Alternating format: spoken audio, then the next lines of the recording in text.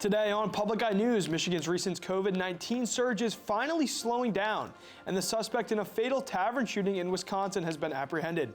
Later, Max Stevens will have your sports update, and Megan Tarcio will be back with your weather. Hi, I'm Scott Minshaw, and this is Public Eye News.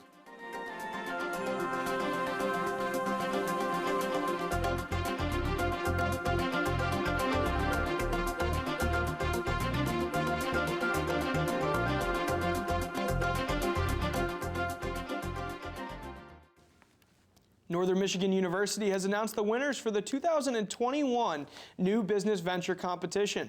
The contest, which is held annually, allows NMU students to pitch and present business ideas to a panel of judges who then choose a few of the students to award grants to so they can pursue their ideas. NMU junior Basil Panek won the competition for both his written plan and his in-person presentation for his business idea. Panek proposed a plan to begin making socks that have traditional indigenous designs created by Native Americans. Panek was awarded over $10,000 to put towards his company, which he says will be more than enough to get started. Freshman Jimmy Floam won the crowd favorite award for his idea called the Burger Boat. Floam was awarded $1,500 to pursue his business plan.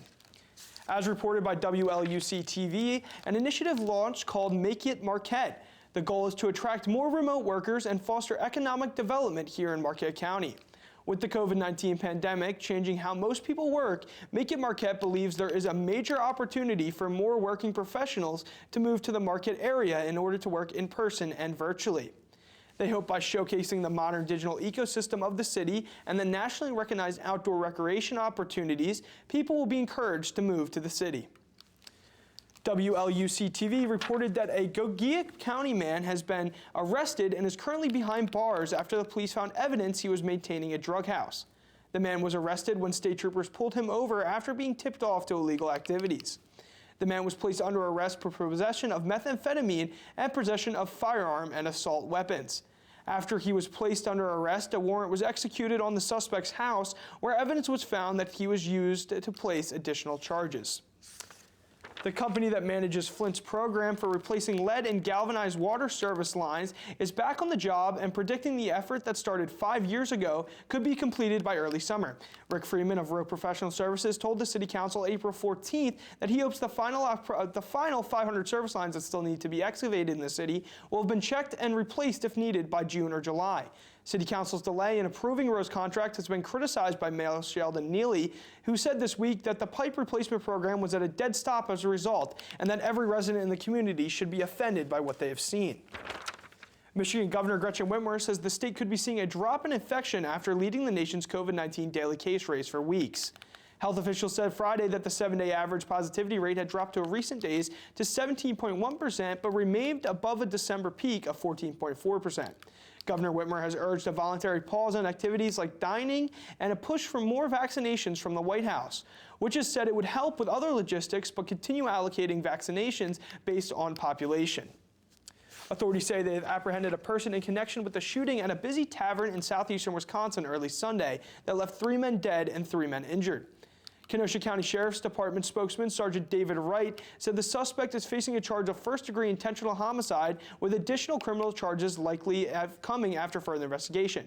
Authorities said earlier they weren't sure if there was more than one shooter. Wisconsin Governor Tony Evers called it a senseless tragedy and said he and his wife are thinking of the families and loved ones affected and that the entire Kenosha community as they grieve and grapple with yet another tragic incident of gun violence. Stay with us because after this break, we will be back with your national and international news. On American Experience. He was ambitious and he had an amazing imagination. But he failed at almost everything but writing children's books. The true wizard behind the curtain. This is our national fairy tale. And it speaks to children today as clearly as it did back in 1900. American Oz on American Experience. Tonight at 9 on WNMU-TV. Welcome back. A manhunt is underway in Austin, Texas for a 41-year-old man named Stephen Broderick who is suspected of shooting 3 people. The police are unsure if the suspect is still in the city of Austin at this time, but are advising citizens to remain vigilant and carefully watch their surroundings. The Austin City Police Chief said the suspect is not believed to be targeting random people, but should still be considered dangerous. A boat accident on the Ohio River has left 1 man dead, 4 injured, and 2 people missing. 7 people were on the boat when the accident occurred near a dock on Saturday night. The search for the missing people are continuing today, and officials have not released the name of the man who died. The cause of the accident is still under investigation. A passenger train derailed Sunday north of Cairo, killing at least 11 people. It was the latest of several rail accidents to hit the country in recent years. 4 train coaches derailed at the city of Banha, just outside of Cairo.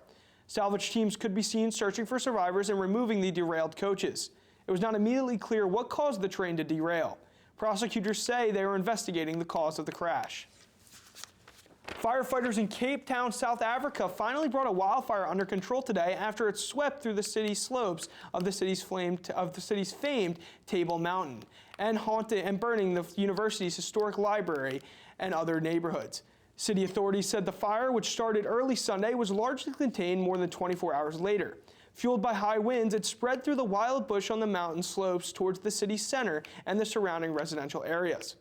Firefighting helicopters with water containers suspended on ropes had been scooping up water from swimming pools and the nearby ocean and dumping it on the fire. Starting today, all Americans aged 16 years and older are eligible for the coronavirus vaccine. To date, more than 131 million Americans have gotten at least 1 dose. That's more than half of all adults in the country. Natalie Brand has the latest from Washington. From Miami Beach, where a year-long curfew has been lifted, to New York City, where the longest-running off-Broadway show is back in production. The show must go on. Signs of progress. And now the CDC says more than half of all U.S. adults have gotten at least 1 dose of a COVID-19 vaccine. And we now have one thing on our mind: making sure that the other 50% know how easy it is to get a shot. We have enough of it. You need to be protected. President Biden asked states to make anyone age 16 and older eligible for a vaccine starting today. And most states beat the target ahead of this week. I'm feeling pretty good. You know, there's a little soreness in the arm. The shot didn't hurt as much as I thought it was. But world coronavirus deaths reached 3 million Sunday, and the actual number is believed to be significantly higher. Here in the U.S., new infections are close to 70,000 a day, about the same as last summer's peak. 38 states reported hikes in hospitalizations last week. Hardest hit Michigan, Pennsylvania, Rhode Island, and New Jersey.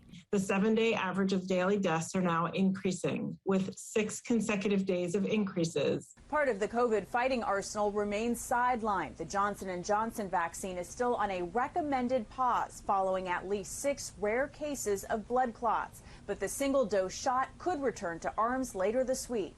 One of the possibilities would be to bring them back, but to do it with some form of restriction or some form of warning. A CDC advisory committee will meet Friday to discuss the J&J vaccine and is expected to make a decision. Natalie Brand, CBS News, the White House. The coronavirus pandemic has caused shortage of everything from appliances to toilet paper. While supplies have returned closer to normal for most products, one item remains exclusive. Femi Redwood reports.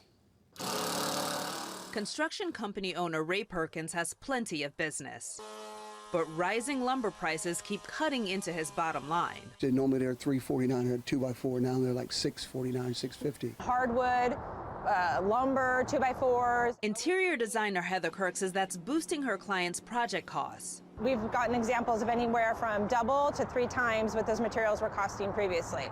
The high prices are from a global lumber shortage and a huge boost in home improvement projects when the pandemic forced people to stay home. And the high demand continues to build into 2021 with the ramping up of major construction. The National Association of Home Builders says wood costs are adding $24,000 to the price of a new home. There's not a lot of industries that can absorb a 70%, 60-70% increase in its demand without having supply issues. Steve Sala is president of lumber buying cooperative LBM Advantage. He believes building will slow down a little in the coming months, and Americans will shift spending from home improvements to travel and entertainment as infections drop. I think prices will ease a little bit in the summer. The average lumber historically has been between $300 and $400 per 1,000 board feet. Right now it's over $1,000. I see it in the $700, $800 range by summer. But he doesn't think lumber costs will return to normal levels until the middle of next year. Fahmy Redwood, CBS News, New York. Don't touch that dial, because right after this, we'll be back with your weather and sports. The pandemic has highlighted inequity in healthcare and even widened the gap. While some in America receive cutting-edge care, millions go uninsured. It says to me that a lot of people don't care. What lessons can we learn from the rest of the world? No one says, well, that's going to cost too much, so we're not going to do it. There's a basic level of care that people deserve. Critical Care, America versus the world. Wednesday night at 10. Welcome back to Public Eye News. I'm Megan Tarcia here with your weather. As you can see behind me, it is snow showers today as we look into our current conditions. It is light snow showers with a temperature of 31 degrees. Our winds are northwest at 23 miles per hour, and our barometric pressure is 29.79 inches and rising. Tonight's conditions will be snow showers as well with a low of 25 degrees, and our winds will be north-northwest at 22 miles per hour. Looking into tomorrow's conditions, it'll be cloudy skies with a high of 32 degrees, and our winds will be north-northwest at 10 to 20 miles per hour. Looking across the UP, starting over into St. Marie, it is 41 and cloudy. Manistee at 39 and cloudy. Escanaba, 39 and cloudy as well. Down in Menominee, they're 41 and cloudy. Iron Mountain at 35 and cloudy. Ironwood at the same exact thing, 35 and cloudy. Up in Houghton, it is 34 and windy. And here in beautiful Marquette is 31 with snow showers. Looking ahead at our weekly conditions, starting with Wednesday, it'll be a high of 36 and a low of 28 with partly cloudy skies. Thursday will be a high of 54 and a low of 40 degrees with partly cloudy skies. And Friday will be a high of 57 and a low of 40 degrees with cloudy skies. Now going over to Max Stevens with our sports. Thank you, Megan.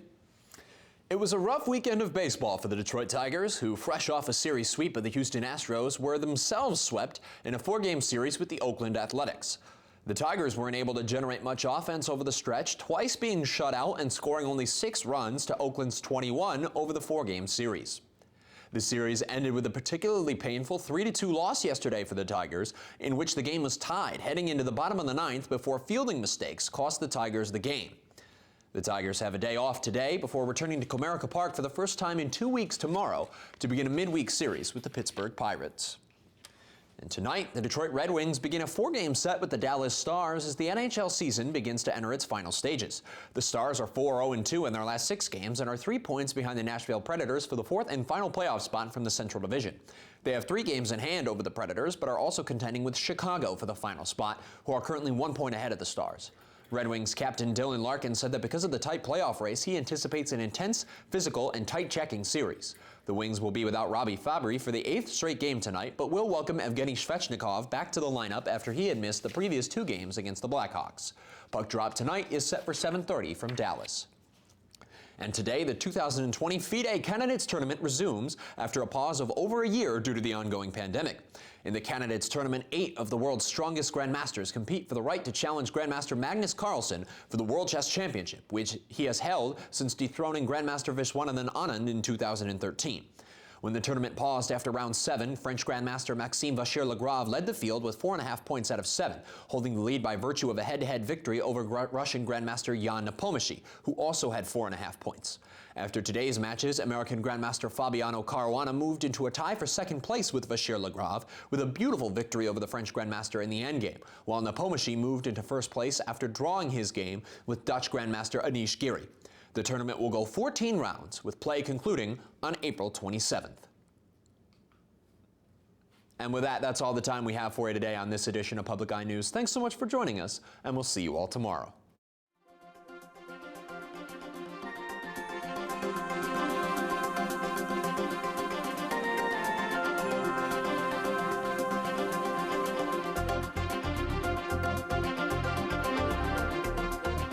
The preceding program was produced by WNMU-TV, Northern Michigan University Public Television, in studios located in Elizabeth and Edgar Hardin Hall.